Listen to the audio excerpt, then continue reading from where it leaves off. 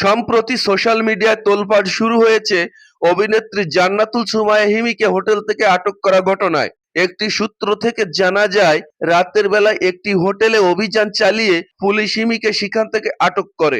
এরপর শুরু হয় নানা রকম আলোচনা সমালোচনা। কি কারণে তিনি সেখানে ছিলেন, কেনই বা ছিলেন, এইসব নিয়ে নেট দুনিয়ায় চলছে ব্যাপক জল্পনা ও কল্পনা। তবে হিমির পক্ষ থেকে জানা গেছে তিনি সেখানে শুটিং এর প্রয়োজনে গিয়েছিলেন, কিন্তু ভুল বোঝাবুঝির কারণে এমন পরিস্থিতি তৈরি হয়েছে।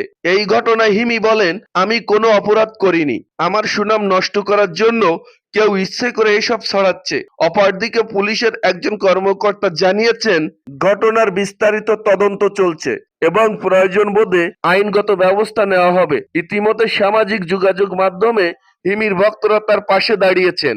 তারা বলেছেন, সত্য একদিন সামনে আসবে এবং মিথ্যা অপবাদ সেদিন ধূলিসাৎ হবে। তাই আপনারা যদি এমন সত্য ঘটনার খবর সবার আগে জানতে চান, তাহলে আমাদের চ্যানেলটি সাবস্ক্রাইব করে রাখুন।